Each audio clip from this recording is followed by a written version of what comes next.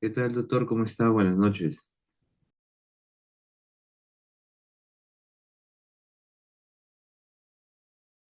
Buenas noches, doctor. Qué gusto.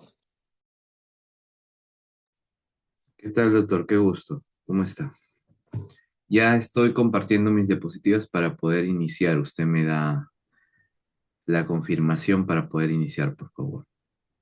El audio está perfecto, doctor. También amplíele el zoom de las diapositivas, pero sí se ve bien, doctor. Listo, gracias. ¿Usted me dice a qué hora puedo empezar o esperamos un ratito? No sé si Mariela, que es la delegada, está presente para que ella dé el visto bueno. Ok, Doctor, ¿qué tal? El delegado soy yo, buenas noches, José. Ah, José, Y disculpa, José. no se Buenas preocupe, noches. yo diría que unos 2 minutos más, porque todavía somos pocos. Entonces, para empezar, 8:05 y que ingresen unos cuantos compañeros más, por favor. listo. Perfecto.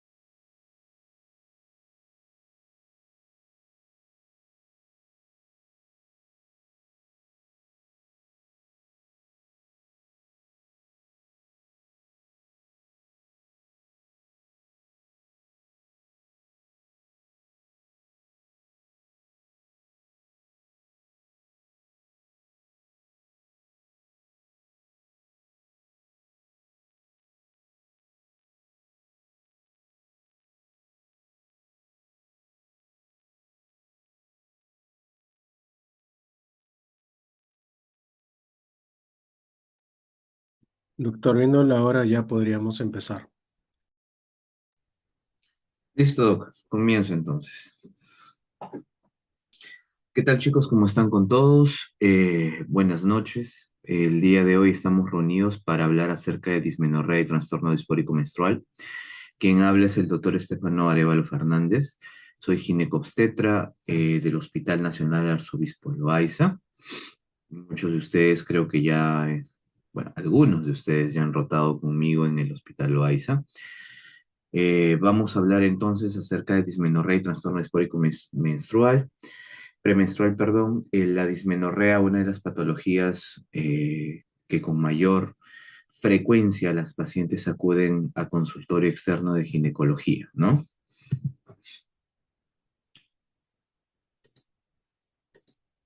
Este es el contenido, nuestro índice para el día de hoy. Vamos a hablar una pequeña introducción. Luego vamos a dividir la dismenorrea en las categorías de primaria y secundaria. Y luego vamos a terminar la exposición del día de hoy hablando de síndrome premenstrual y su sintomatología más, más severa, que es el trastorno disfórico premenstrual.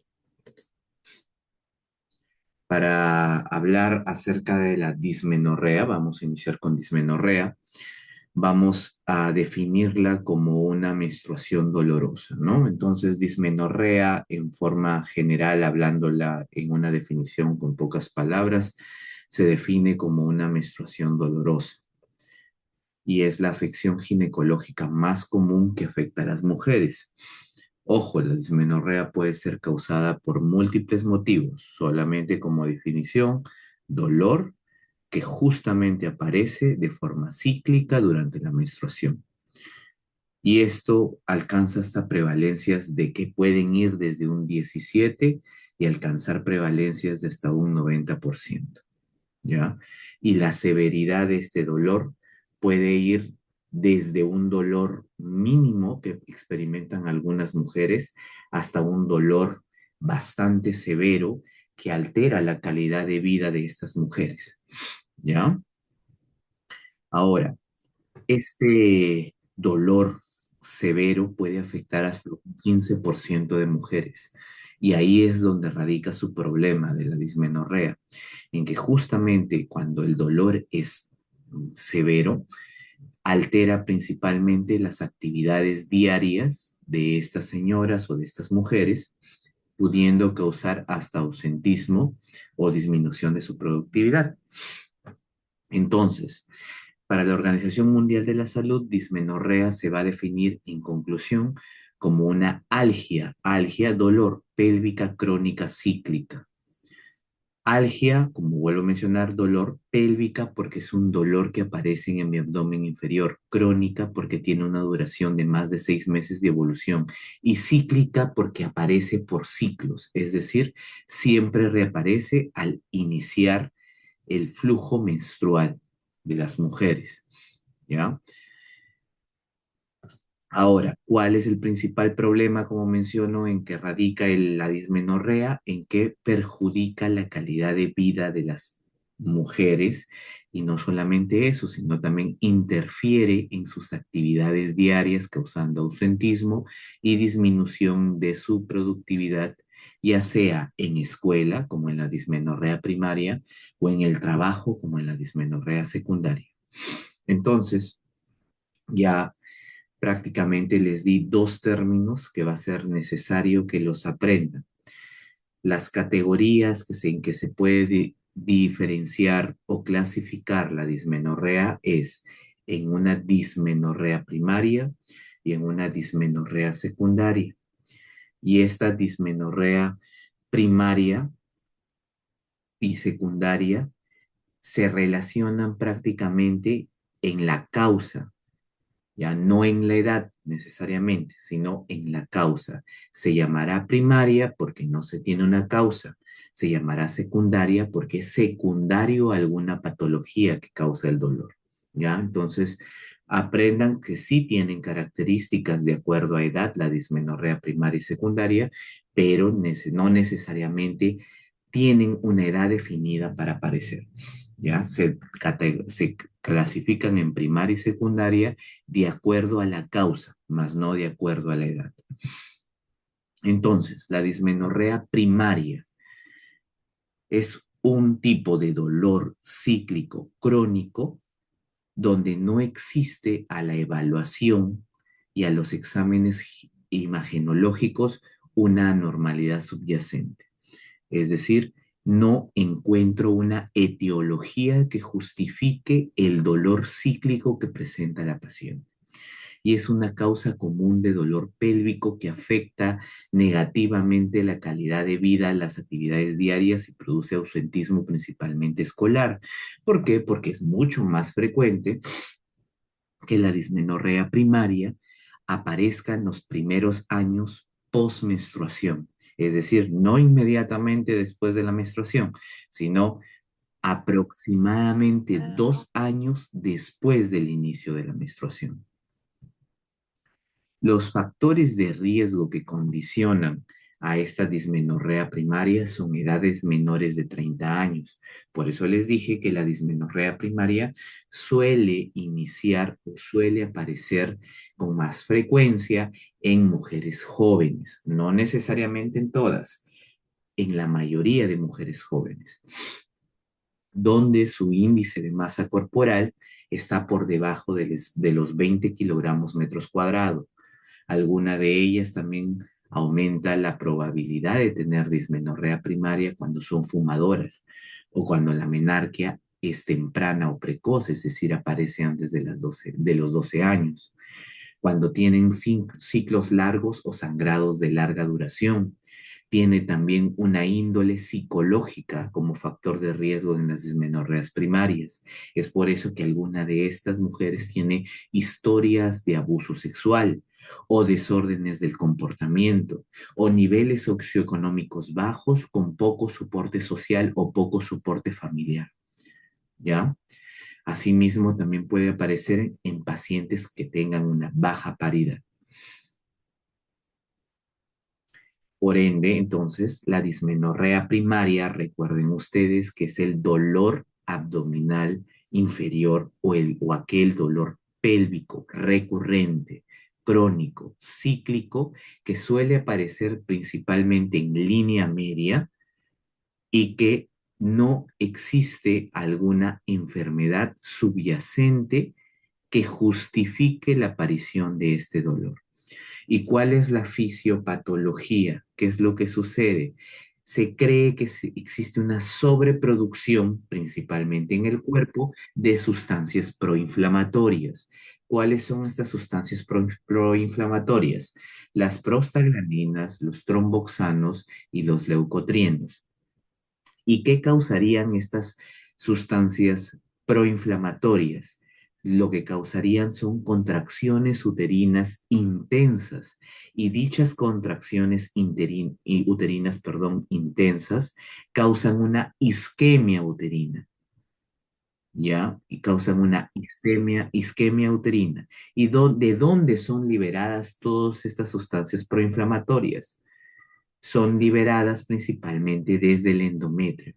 Y estas sustancias proinflamatorias estimulan al útero y causan un estado de hipercontractibilidad en el miometrio. ¿Ya? Para que más o menos entiendan mediante ejemplos. Las prostaglandinas o sustancias proinflamatorias también, por ejemplo, en el momento del parto, son las encargadas de causar contracciones uterinas. Entonces, esos famosos cólicos menstruales intensos que tienen las mujeres que mencionan tener durante su flujo menstrual son contracciones uterinas y dichas contracciones uterinas causan un dolor intenso. ¿Por qué? Porque el miometrio, es decir, el músculo uterino, tiene una hipercontractilidad, ¿ya? ¿Y cuáles son estos cambios que producen las prostaglandinas? Causan cambios en la motilidad uterina. Hay un aumento en la frecuencia de las contracciones. Hay un aumento del tono uterino. Ustedes recuerden que el tono uterino normal suele estar medidos en milímetros de mercurio y suele ser normal entre 8 a 12 milímetros de mercurio, pero el tono uterino en estas pacientes suele estar más elevado en reposo, siendo mayor de 10 milímetros de mercurio, y la fuerza de contracción o la intensidad de la contracción uterina cuando estas pacientes presentan estos, entre comillas, cólicos menstruales, suele llegar hasta intensidades de más de 120 milímetros de mercurio. Y como es una hipercontractibilidad intensa del miometrio, va a causar cambios vasculares. ¿Por qué? Porque las mismas, los mismos músculos uterinos van a causar una vasoconstricción en la zona, es decir, que disminuye el flujo sanguíneo de la zona. Y cuando disminuye este flujo en el miometrio, causa una isquemia uterina, que no va a ser un reflejo de una angina uterina, es decir, un dolor uterino, ¿ya? Asimismo, tienen participación también cambios neurosensoriales causados por estas prostaglandinas. Es decir, que estas prostaglandinas conllevan a que exista una hipersensibilidad de las fibras nerviosas de la zona. ¿Producto de qué? De la muerte celular. ¿Cómo que muerte celular, doctor? Estamos diciendo que estas contracciones uterinas son intensas, por ende las fibras musculares del miometrio causan vasoconstricción. Al haber vasoconstricción hay una isquemia uterina y al haber una isquemia uterina va a haber muerte de alguna de las células del miometrio. Y estas células del miometrio, como ya hay fibras nerviosas hipersensibles, van a hacer que el umbral del dolor de estas pacientes esté mucho más bajo que de otras pacientes. Ahora, ¿cómo diagnostico una dismenorrea primaria? Como ya les expliqué, la dismenorrea primaria no tiene una causa subyacente. Entonces, mi diagnóstico principalmente va a ser por clínica. No quiere decir que no voy a realizar un examen físico. ¿Lo tengo que realizar? Sí. Tengo que solicitar exámenes imagenológicos también, pero con el objetivo de poder determinar que no haya una causa subyacente. Si yo, mediante mis exámenes tanto físico como imagenológico, no logro determinar una causa subyacente, entonces estoy frente a una probable dismenorrea primaria, ¿ya? Ahora, ¿cuándo inicia la dismenorrea primaria? Principalmente suele iniciar 6 a 12 meses e incluso 2 años después de la menarquia. Es decir, no suele aparecer de forma inmediata, ¿ya? El dolor es típico de un cólico de intensidad que puede ir desde leve hasta severo, ¿ya? Desde leve hasta severo.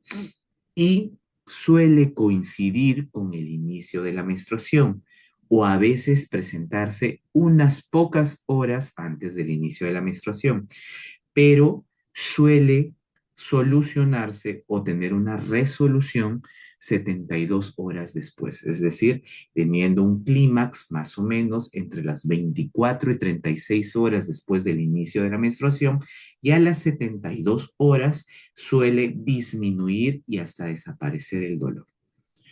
¿Pueden haber síntomas vegetativos asociados a esta dismenorrea primaria? Claro que sí. Y estos síntomas adicionales pueden ser náuseas, puede haber vómitos, puede haber diarreas y hasta puede haber distensión abdominal. ¿Ya? Entonces, el diagnóstico de la dismenorrea primaria es un diagnóstico clínico y por exclusión. ¿Por qué les pongo la imagen de un útero con un flujo? Porque la dismenorrea primaria no existe patología subyacente que justifique el dolor que está presente en la paciente. Entonces, cuando yo tengo un examen clínico donde exista dolor, principalmente en línea media, ojo, porque el dolor de la dismenorrea primaria no se focaliza en ningún lugar, es un dolor que suele estar en línea media y que justamente concuerda con el inicio del sangrado menstrual y que suele disminuir a las 72 horas y no hay evidencia de otro trastorno que explique dicho dolor, entonces me encuentro frente a una dismenorrea primaria. El tratamiento, siempre van a iniciar ustedes el tratamiento mediante intervenciones no farmacológicas y de acuerdo a ello van a evolucionar a intervenciones de tipo farmacológico. ¿Cuál es mi objetivo con el tratamiento de la dismenorrea? Principalmente proporcionar alivio del dolor. Ese es el objetivo. Como la patología principalmente muestra signos y síntomas de dolor intenso durante el flujo menstrual, por ende mi objetivo para el manejo es calmar dicho dolor de forma adecuada, ¿ya? O por lo menos controlar el dolor para que le permita a esta paciente que tiene este dolor severo, le permita realizar la mayoría o si no todas de sus actividades habituales. Porque ya les mencioné, el problema con la dismenorrea primaria es que el dolor es tan intenso que altera las actividades diarias de la paciente, disminuye su productividad, disminuye la cantidad de días que va al trabajo, justo en estos días donde tiene el flujo menstrual, ¿ya? Dentro de nuestras acciones no farmacológicas se ha visto que el ejercicio y principalmente también aplicación de calor en la zona suele disminuir el dolor que presentan estas pacientes. ¿Y por qué es importante? Porque si ustedes se dan cuenta, tanto el ejercicio como la aplicación de calor local tiene bajo costo y es de bajo riesgo y no es un tratamiento invasivo. Entonces recuerden siempre iniciar con medidas no farmacológicas. Cuando evoluciono a medidas farmacológicas, ahí sí tengo yo principalmente medicamentos tanto de primer nivel como de segundo nivel.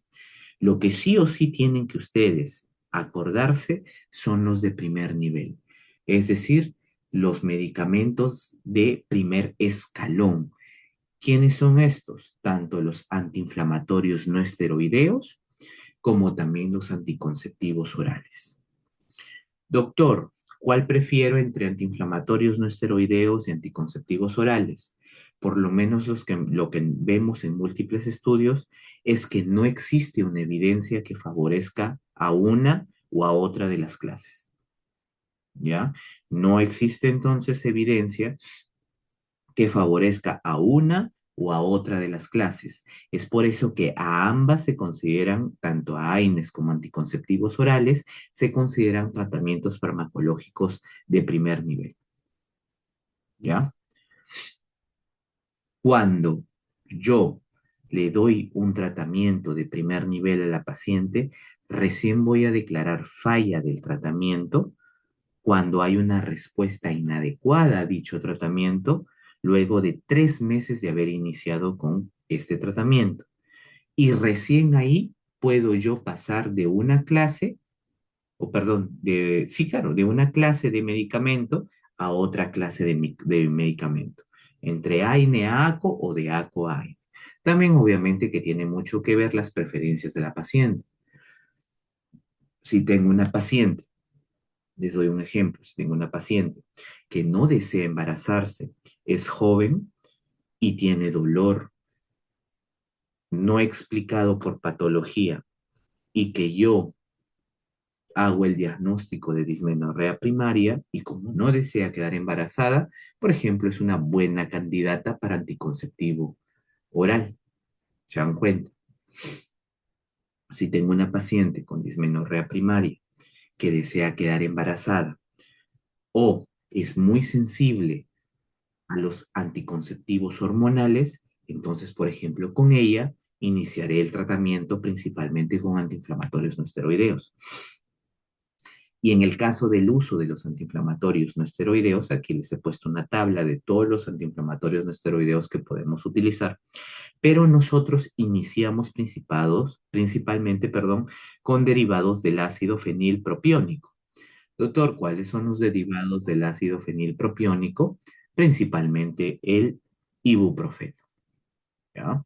Entonces, podemos iniciar con ibuprofeno en dosis que pueden ir desde los 400 a 600 miligramos cada 6 horas, pudiendo llegar hasta los 800 miligramos cada 8 horas, ¿ya?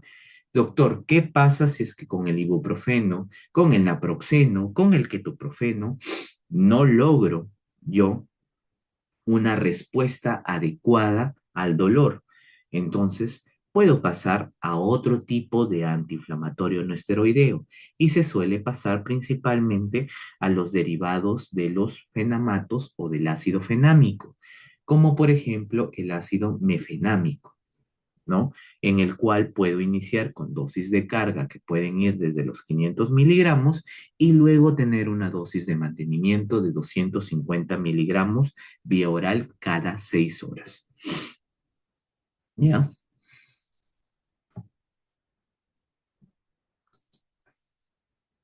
Esta es una tabla también donde vemos las dosis. Esta tabla la vamos a encontrar en uno de los boletines del Colegio Americano de Ginecobstetras para que ustedes lo puedan observar. Nuevamente, uso de los derivados del ácido fenilpropiónico como ibuprofeno y naproxeno. Si no calma el dolor de forma adecuada con estos derivados, podemos pasar entonces a los derivados de los fenamatos como el ácido mefenámico, ¿ya? Ahora, en el uso que tenemos nosotros también dentro del primer nivel de fármacos, como les mencioné, tenemos a los anticonceptivos orales.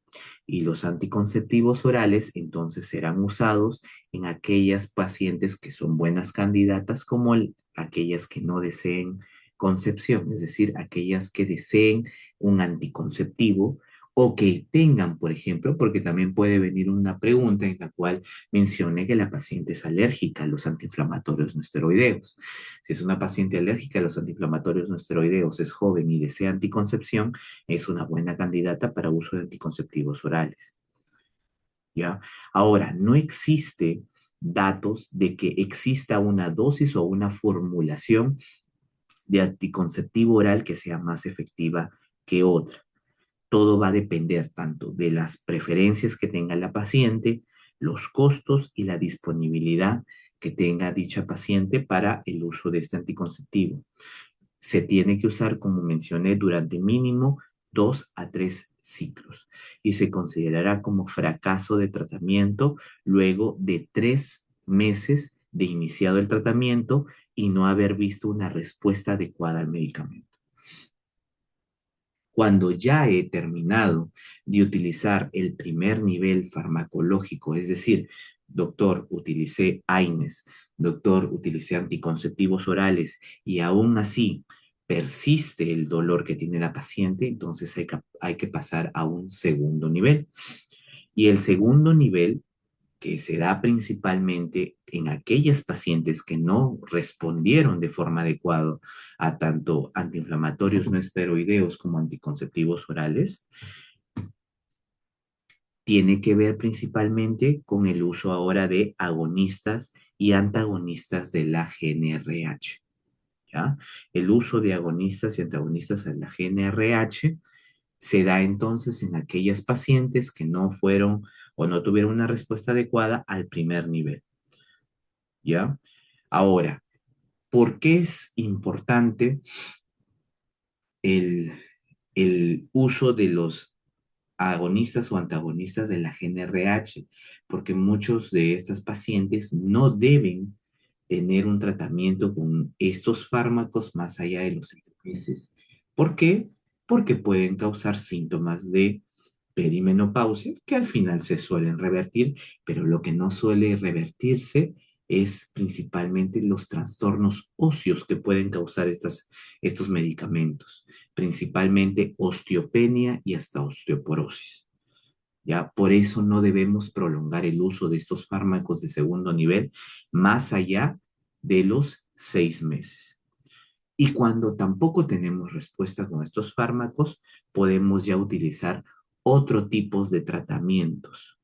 Y estos otros tipos de tratamientos que tenemos son mediante estimulaciones nerviosas. ¿Cómo es eso, doctor? Por ejemplo, el uso de ablación del nervio uterosacro, ablación por histeroscopía o la neurectomía presacra, ¿ya? Cuando hemos gastado ya estos 2 niveles de tratamiento y aún así persiste el dolor, podemos optar ya por procedimientos más radicales. Y estos procedimientos definitivos y que son irreversibles, por ejemplo, ya son la histerectomía. Doctor, ¿qué es histerectomía? El retiro del útero. ¿Ya? Pero llegamos hasta ese punto cuando ya hemos terminado o hemos gastado ya las posibilidades de tratamiento, tanto del primer nivel como tratamiento del segundo nivel. Esto es un cuadro del Colegio Americano de Ginecobstetras, es un flujograma, ¿ya? Donde menciona si nosotros tenemos sintomatología o historia sugestiva de dismenorrea primaria, debo comenzar entonces con tratamiento empírico mediante terapia con antiinflamatorios no esteroideos o terapia hormonal. Las estrategias no farmacológicas, el ejercicio, si es una fumadora, hemos visto que las fumadoras es un factor de riesgo, modificación en la dieta y también podría usarse acupuntura. Es lo que dice el Colegio Americano. Yo ya les he mencionado que los principales medios no farmacológicos es ejercicio y colocación de calor local. Si responde adecuadamente al tratamiento, tanto con antiinflamatorios no esteroideos, anticonceptivos y, ojo, también medidas no farmacológicas, entonces voy a continuar con dicho tratamiento porque está viendo una respuesta adecuada. Si no está viendo una respuesta adecuada, entonces debo considerar la posibilidad o la probabilidad de encontrar una dismenorrea secundaria, es decir, que exista una causa subyacente. Ante ello, para tratar de encontrar la causa, debo hacer una evaluación mediante examen pélvico, examen físico pélvico, o exámenes imagenológicos. Ustedes ya saben que para nosotros la ginecología, uno de los exámenes más importantes que tiene mayor relevancia, tanto en sensibilidad como especificidad, es la ecografía o la ultrasonografía pélvica, ya sea pélvica o transvaginal. Si encuentro signos positivos, quiere decir para alguna patología subyacente que puede estar causando este dolor, entonces debo tratar dicha etiología. Pero digamos que yo no encuentro ningún signo ni ninguna causa subyacente. Ahí sí puedo considerar, por ejemplo, la laparoscopía, porque una de las principales causas de dismenorrea secundaria suele ser la endometriosis. Es por ello que también podría considerar la posibilidad de que la paciente tenga endometriosis. Listo. Ahora vamos a hablar de la dismenorrea secundaria. La dismenorrea secundaria, entonces, es una patología o es el dolor también cíclico crónico que aparece después de la pubertad y que está justificada por una patología subyacente, principalmente la más frecuente, endometriosis. Otras causas, adenomiosis, otras causas, malformaciones uterovaginales, otras causas, miomatosis uterina, pólipos endometriales, pólipos cervicales. ¿Ya? Y como estas son patologías subyacentes, no solamente puede haber dolor, sino también puede haber otras manifestaciones, como por ejemplo metrorragias, es decir, aumento del flujo menstrual, es decir, del sangrado menstrual durante la menstruación. También puede haber dispareunia, es decir, dolor durante las relaciones sexuales. Y muchas veces el dolor que aparece por estas patologías no necesariamente cíclico, es decir, puede aparecer dolor fuera de la fase del flujo menstrual. ¿Ya? ¿Por qué? Porque al final el dolor está relacionado con una causa secundaria. Y como les mencioné, una de las principales causas de dismenorrea secundaria es la endometriosis. Y la endometriosis es una patología frecuente en la mujer que puede aparecer hasta el 15 a 20% de todas ellas. ¿Y por qué se define endometriosis? Por la presencia de tejido endometrial ectópico, es decir, ectópico fuera del lugar de donde debería estar. ¿Dónde principalmente vamos a encontrar tejido? Principalmente vamos a encontrar tejido ectópico endometrial en ovarios, vamos a encontrar tejido ectópico endometrial en trompas, en ligamentos, en fondo de saco posterior. ¿Ya? Cuando este tejido endometrial ectópico invade el interior del miometrio, toma el nombre de adenomiosis. Ahora, esta endometriosis como patología secundaria no suele aparecer de forma frecuente en pacientes muy jóvenes, sino suele aparecer principalmente en pacientes más allá de los 30 años. La mucosa o sea, es decir, este tejido endometrial ectópico también está sometido al ciclo hormonal.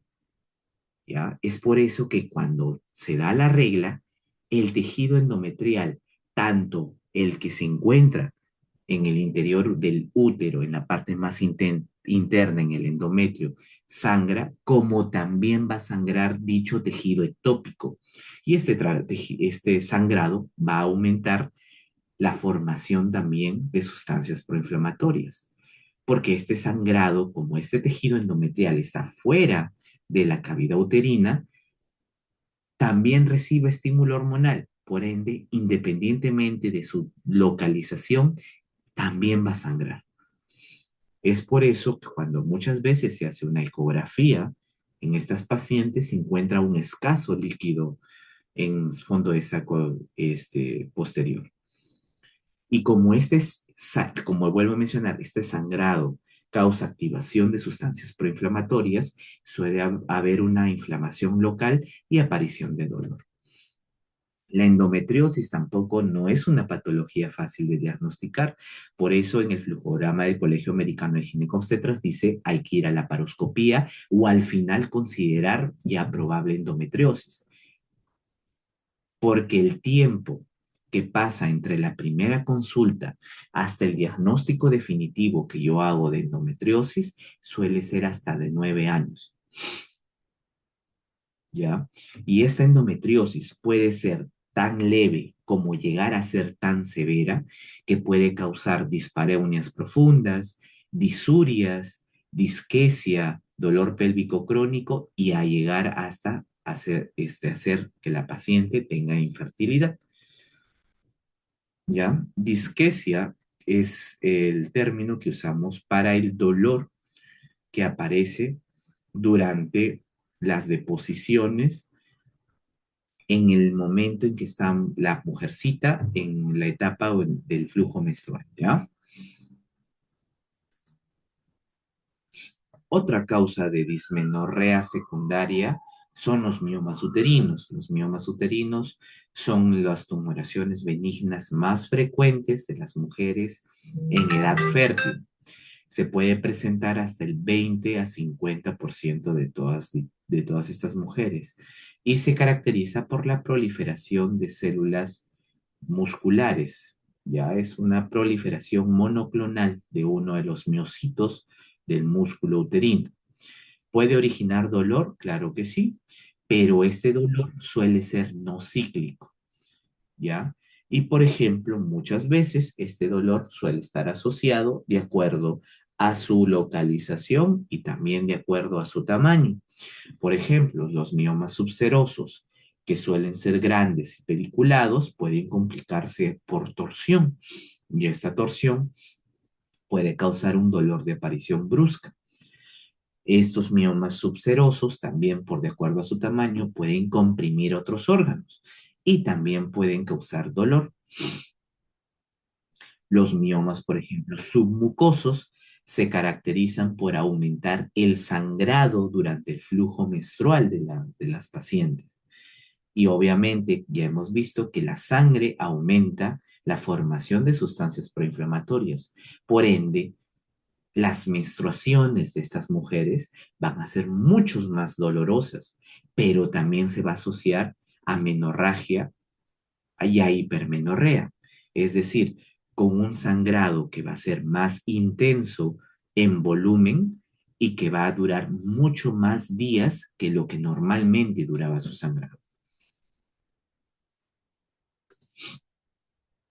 Los pólipos endometriales son otra causa también de dismenorrea secundaria y los pólipos endometriales se caracterizan principalmente por ser patologías también, la mayoría de ellas benignas, que se desarrollan a expensas del endometrio y se encuentran constituidos básicamente por tejido endometrial. Ahora, no todos los pólipos endometriales pueden causar dolor, suelen causar más aumento de volumen, de sangrado y de los días de sangrado, ¿ya? Pero hay algunos de estos pólipos que pueden abortarse, ¿ya? Entonces, justamente la expulsión de estos pólipos a través del cuello uterino puede causar en ocasiones dolor de tipo contracción uterina y esto ser calificado como una dismenorrea. ¿Ya? Entonces, en conclusión, para terminar, dismenorrea. He hecho este cuadro comparativo para que sea un poco más sencillo el que entiendan esta patología. La dismenorrea primaria y la dismenorrea secundaria, ¿por qué se diferencian? Primero, la edad. La dismenorrea primaria suele aparecer en pacientes menores de 30 años. Suele, he dicho, suele aparecer en pacientes menores de 30 años. En cambio, la dismenorrea secundaria suele aparecer en pacientes mayores de 30 años. La dismenorrea primaria, cuando aparece a edades tempranas, el dolor suele ser intenso de inicio e ir disminuyendo en el transcurso de los años. En cambio, en la dismenorrea secundaria, el dolor suele ser leve al inicio y suele ir aumentando con el transcurso de los años. El inicio del dolor de la dismenorrea primaria es justo antes del inicio del flujo menstrual o durante el inicio del flujo menstrual.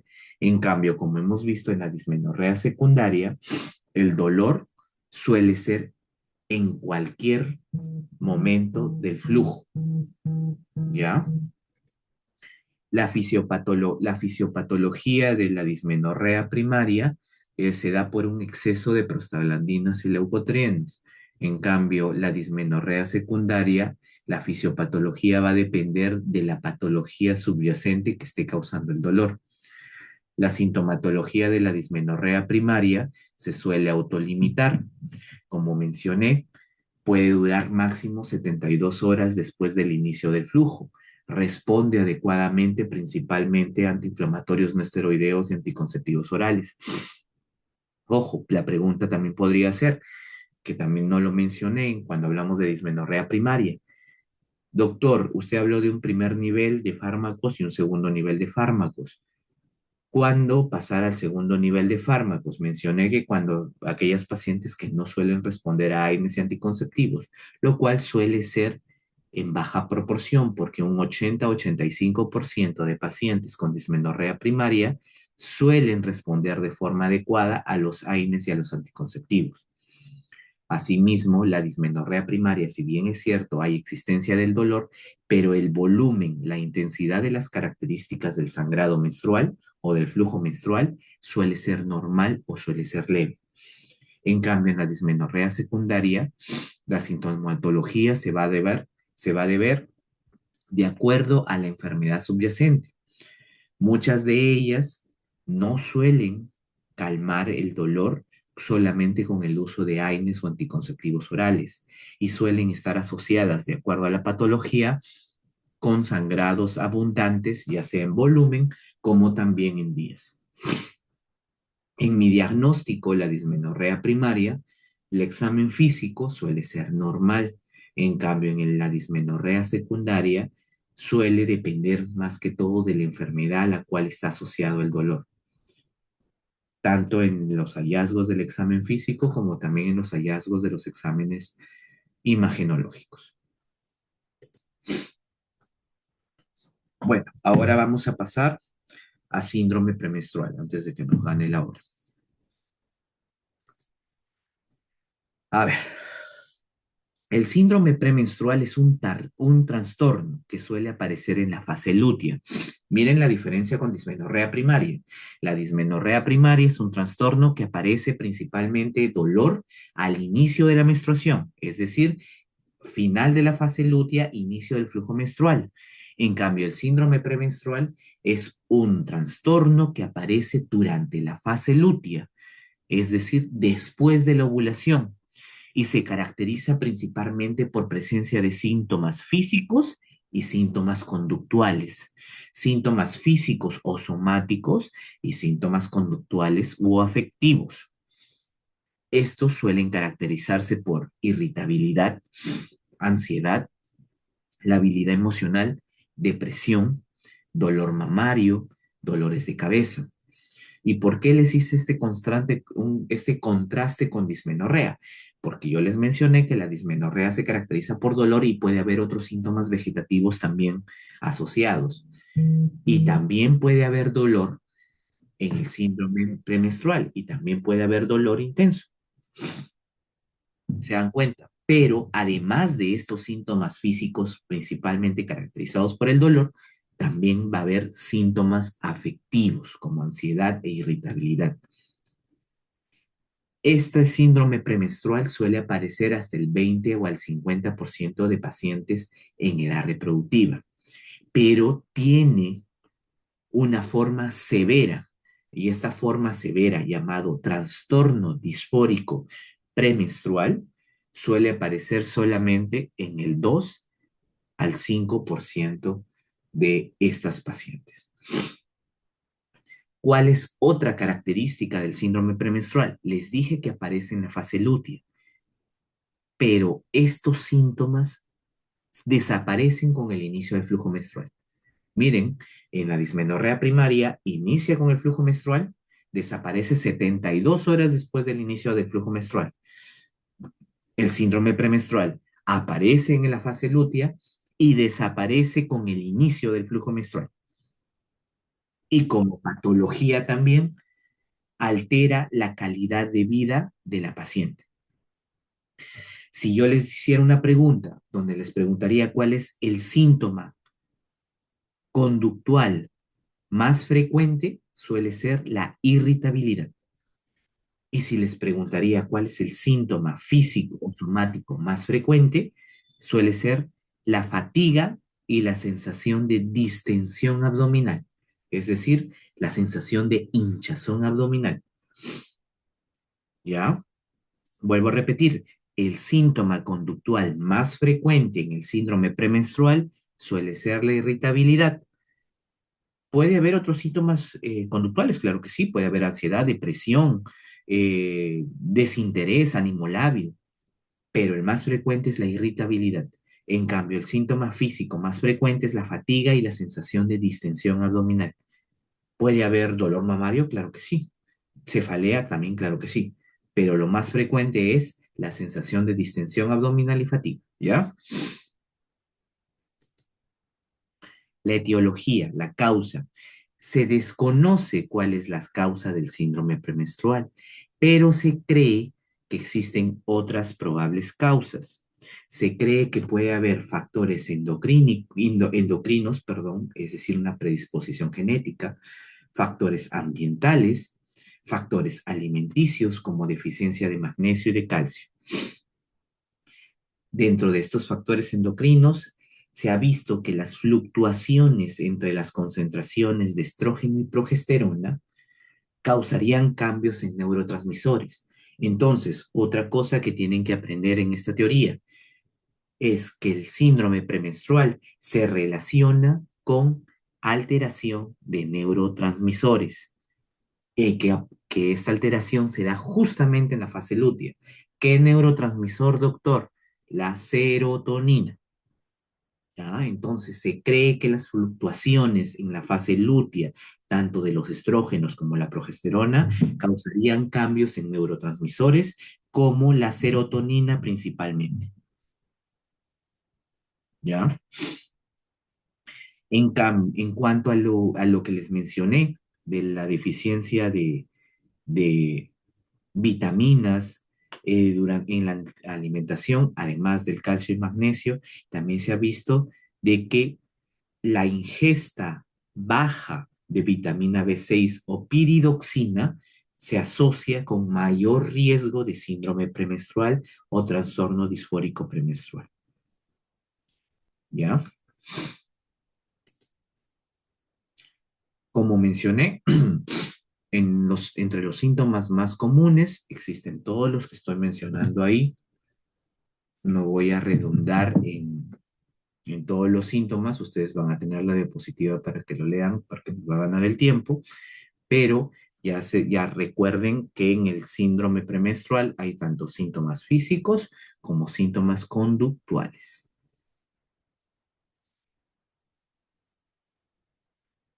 Muy bien. ¿Y qué es el trastorno disfórico premenstrual? El trastorno disfórico premenstrual es la forma grave del síndrome premenstrual. Recuerden ustedes que solamente de todas las pacientes que lamentablemente tenían síntomas de síndrome premenstrual, solamente un 2 a 5% de ellas desarrolla esta forma severa de síndrome premenstrual, ¿ya? Donde el humor es marcadamente depresivo. O sea, además de la aparición de la ansiedad, irritabilidad y la habilidad emocional, el humor es marcadamente depresivo, llegando a tener esta paciente hasta pensamientos suicidas. Es por eso que muchas veces este trastorno disfórico premenstrual puede estar o puede ser confundido con una depresión severa o una depresión mayor. Pero como ustedes han visto, justamente esta labilidad emocional suele aparecer en la fase lútea. El interés de las actividades diarias suele disminuir y obviamente estos síntomas son tan suficientes como para poder interferir con la rutina y las actividades diarias de esta paciente.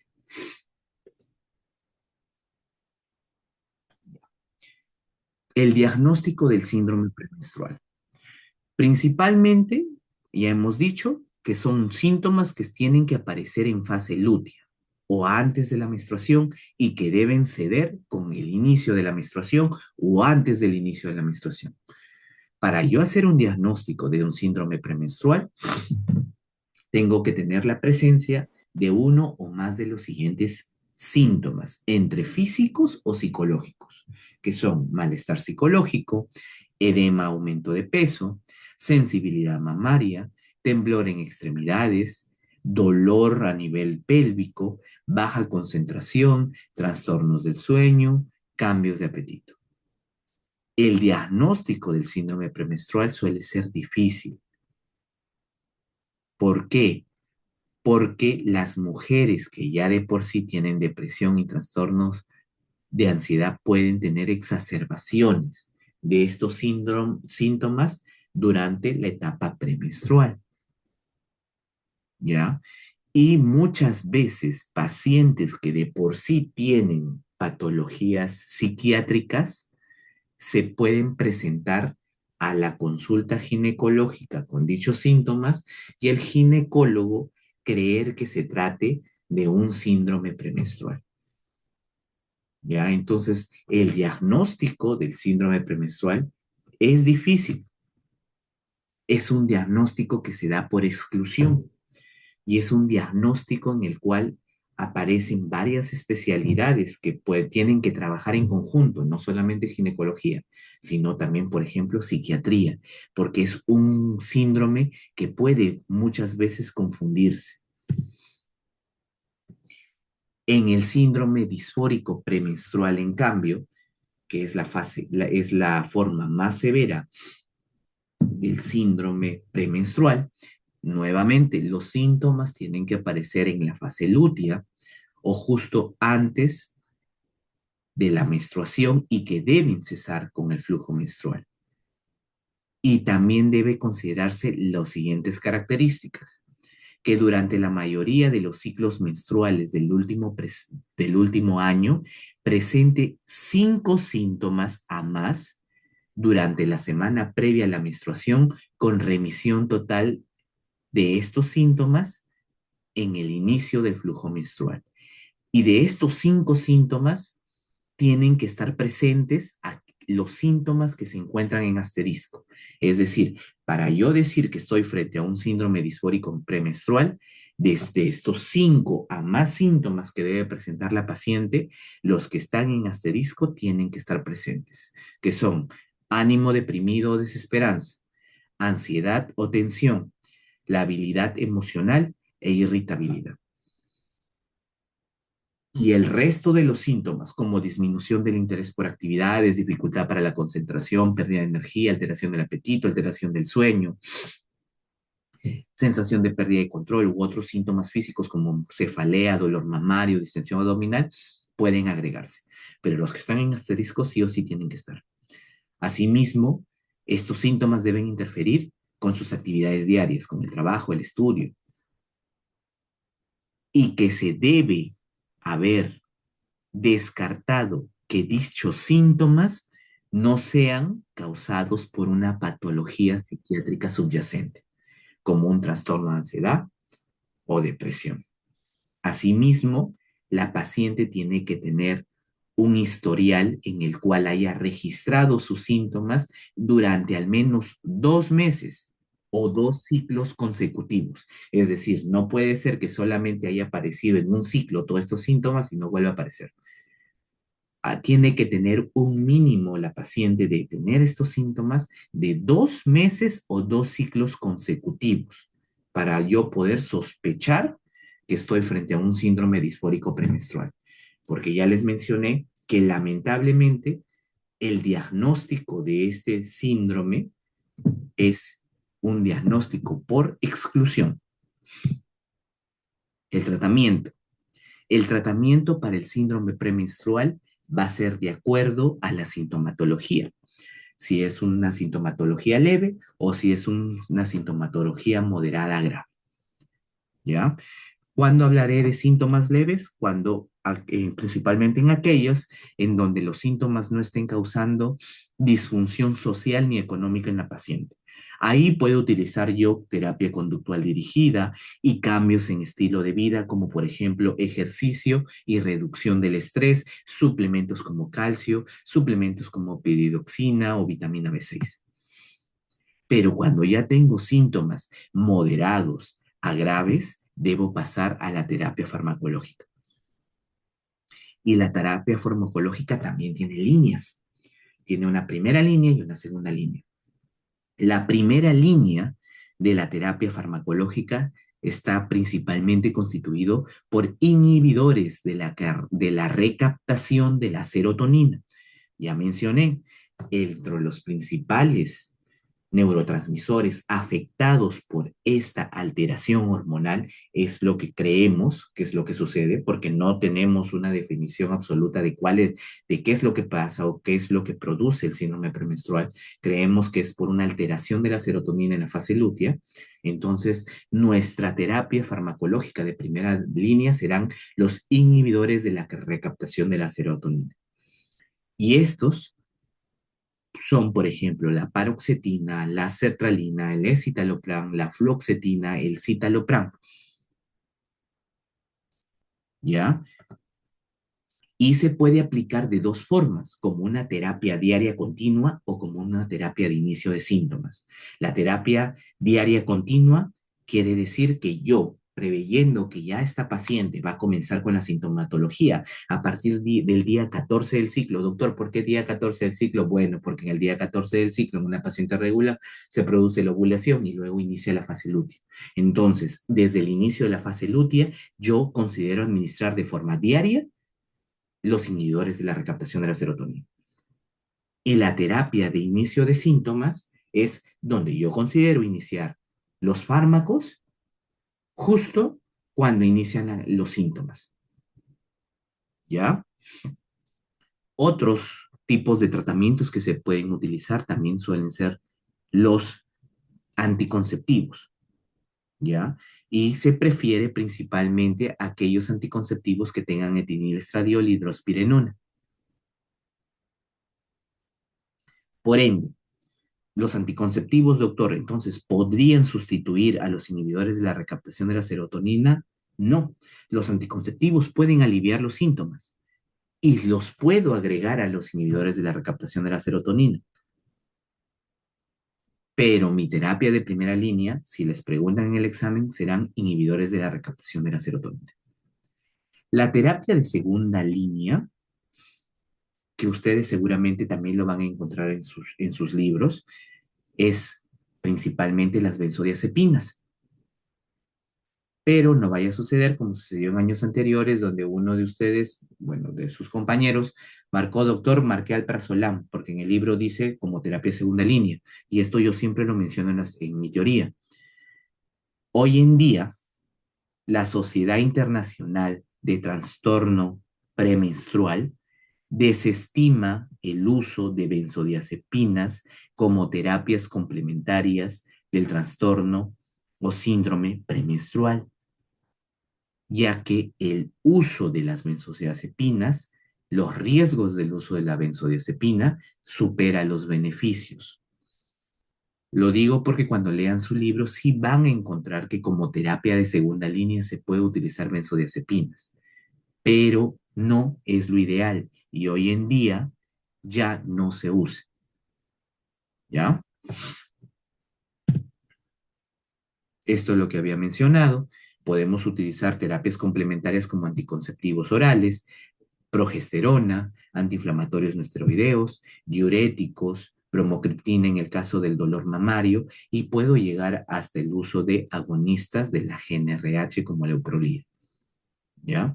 Pero vuelvo a mencionar, uso de los agonistas de la GnRH máximo 6 meses por la alta probabilidad de causar hipoestrogenismo, que sí es reversible, pero la osteoporosis es mucho más difícil de tratar en estas pacientes que han recibido de forma crónica agonistas de la GnRH.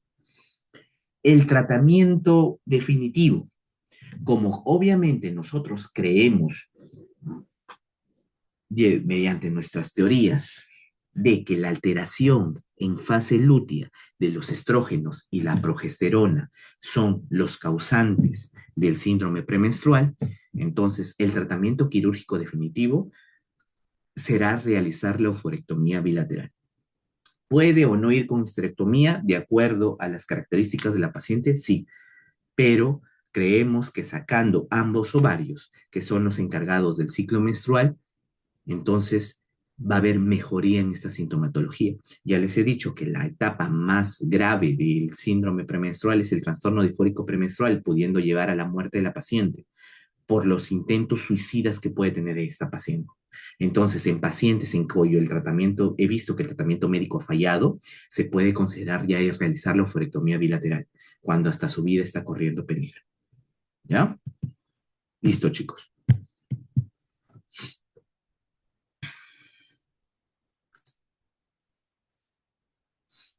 Bueno, doctor,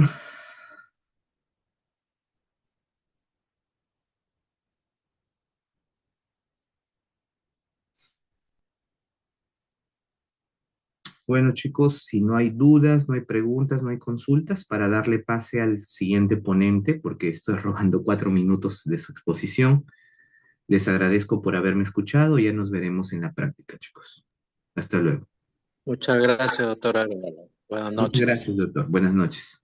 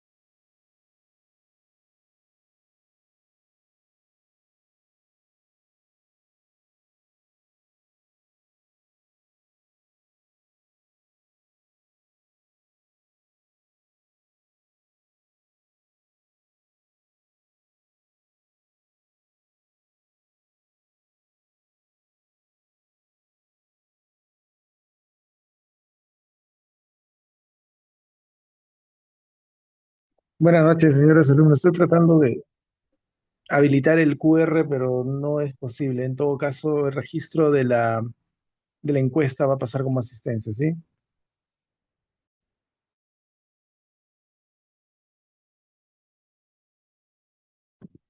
Ok, doctor, gracias. Buenas noches. Listo, Gracias, buenas doctor. noches. Buenas noches.